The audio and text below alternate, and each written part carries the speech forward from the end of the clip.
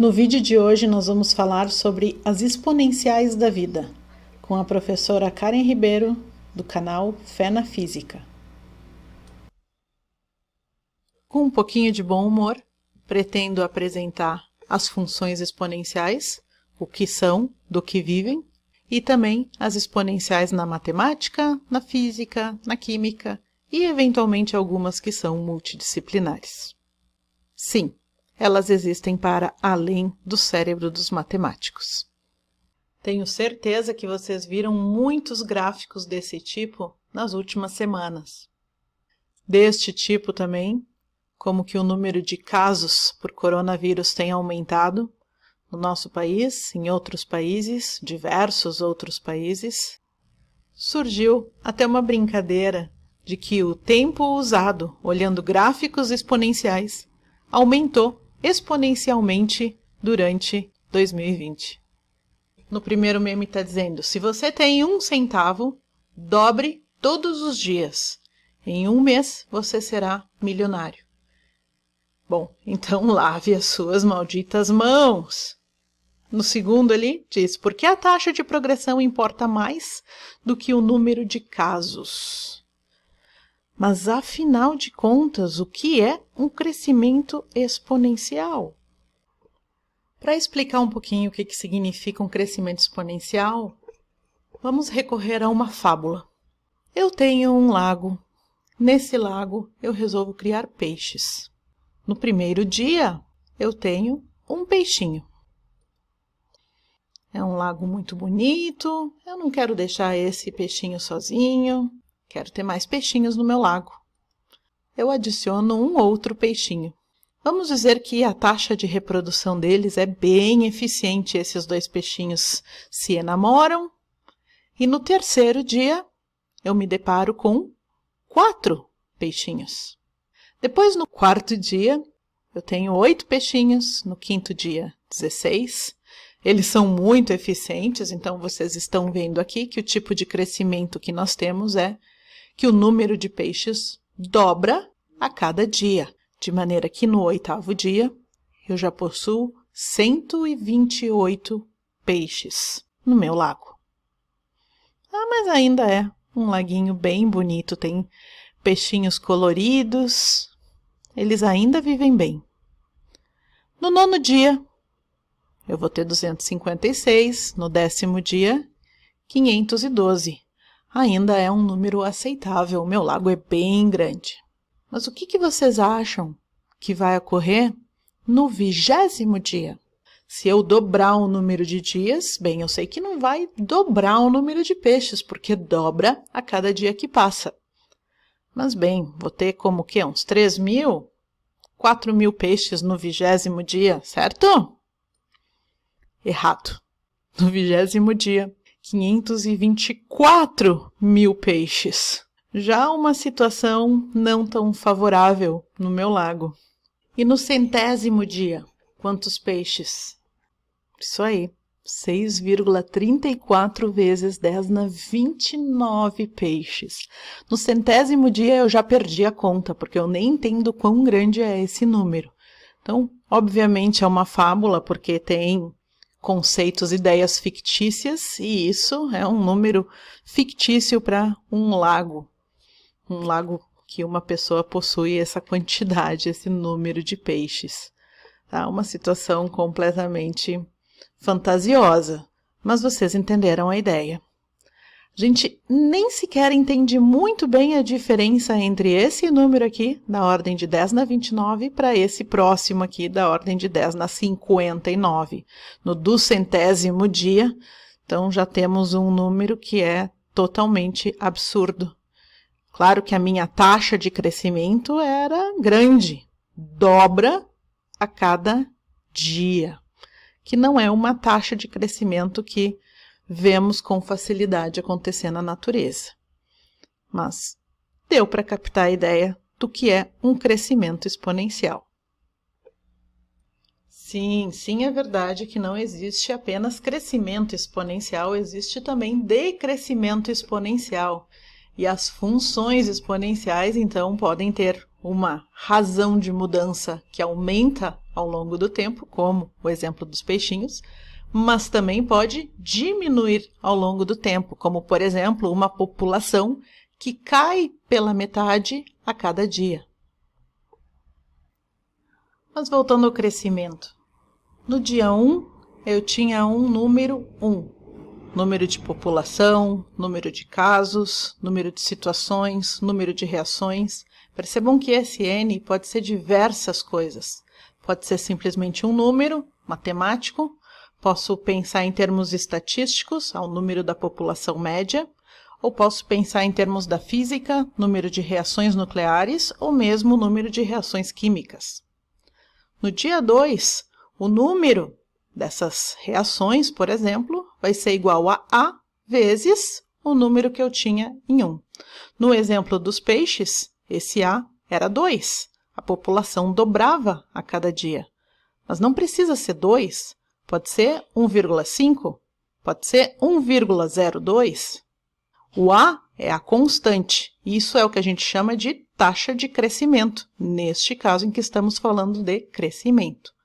No dia 3, vamos ter que o número de reações vai ser esse A vezes N2. No dia 4, o número de reações vai ser o A vezes N3. Então, esse número de reações ou população, ele está crescendo sempre na mesma taxa. Essa taxa também poderia descrever decrescimento. Tá? Eu apenas estou usando um exemplo específico. Estamos aqui falando de crescimento. Quero saber quem aí já entendeu do que eu estou falando. Vocês já viram isso em algum lugar? Sim, é isso mesmo que eu estou pensando. Progressão geométrica. Quem aí já ouviu falar disso? Tenho certeza que vocês já escutaram e já aprenderam, já estudaram sobre as famosas PG. E bem, como esse vídeo não tem como objetivo explicar as nuances da função exponencial, apenas ter uma ideia do que elas significam para entender um pouco das aplicações práticas na física e na química, aqui vão uma lista delas. Reações nucleares, decaimento radioativo, carga e descarga de capacitores e indutores, oscilações amortecidas, absorção de fótons de raio-x, distribuição de Boltzmann, reações químicas. Coloco aqui que é física e química porque diversas dessas aplicações, como por exemplo reações nucleares, decaimento radioativo, a distribuição de Boltzmann também, tem aplicações, tem conceitos que são da química e da física. Tem algumas áreas que são interdisciplinares. Como, por exemplo, em fissão nuclear, quando a gente tem muitos, se torna um problema. Se eu tenho poucos, não. Se eu tenho muitos, isso é uma reação exponencial. E assim temos diversas aplicações das funções exponenciais em número de populações na biologia. Posso falar de bactérias, vírus. Posso falar inclusive em crescimento exponencial na tecnologia, número de transistores que entram dentro de um chip e diversas outras análises que é possível fazer. Esse tipo de situação, isso aqui é o número de casos reportados de ebola em 24,3 dias, também é uma exponencial. E uma das questões que foi colocada no início deste vídeo a respeito de por que a taxa de crescimento é mais importante que o número absoluto de casos, se refere à taxa de crescimento exponencial, no caso específico do espalhamento da Covid-19. Então, aqui no Desmos, a gente consegue fazer essa análise. Se eu mudo o B, o que muda na minha exponencial, onde o B está aqui, A vezes o B, elevado na K vezes o X, e aqui é o meu A. Ok, vocês viram que quem vai definir o K que está zero, quem vai definir a minha exponencial é o B elevado a K. Isso nós vamos falar mais adiante com mais detalhes, mas a ideia é que se eu aumento o B, ou se eu aumento o K, essa exponencial ela cresce muito mais rapidamente, isto é, ela vai tender lá a valores muito grandes em um curto período. Se eu pensar aqui em tempo, por exemplo, né, o eixo horizontal como sendo o tempo, então o que a gente quer é diminuir isso aqui, essa taxa de crescimento, que eu posso fazer aqui no Desmos através da mudança do B ou através da mudança do K. Então não é o valor absoluto no número aqui no meu, neste caso aqui, os números que estão no eixo vertical, não é exatamente isso que importa, mas sim como que cresce, qual é a inclinação dessa curva para cada ponto. Vocês percebam que a inclinação não é constante, é diferente de uma função linear, por exemplo. A inclinação vai modificando, vai mudando ao longo do tempo, e bem, a gente quer que essa inclinação seja então sempre a menor possível. É bonitinho esse programa aqui, né? Adoro!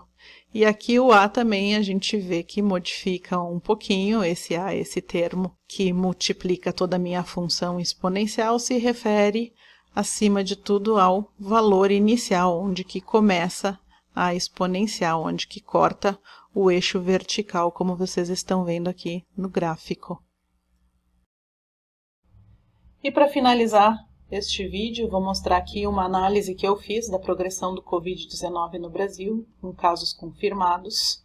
Isso são dados das secretarias de saúde e do site da OMS. Os últimos dados eu tirei do site da Johns Hopkins. E com isso a gente consegue enxergar a inclinação do aumento do número de casos ao longo do tempo no Brasil. Faço uma modelagem e eu encontro uma função exponencial que descreve esses casos aqui, esse aumento de casos, o número de casos. Esse é o número de casos total, não está contando, é uma modelagem bastante simples, não está contando o número de pessoas recuperadas, embora a taxa de recuperação é muito menor do que a taxa de aumento, isso é uma das coisas que assusta no caso do Covid especificamente. Tem outras análises que se pode fazer também, através, por exemplo, aqui é o número de mortos por Covid confirmados no Brasil. Eu fiz algumas análises estatísticas também, com previsão de número de casos ao longo do tempo, conforme alguns cenários de distanciamento, mas isso é assunto para um outro vídeo. Por hoje, o que eu gostaria de mostrar para vocês era isso.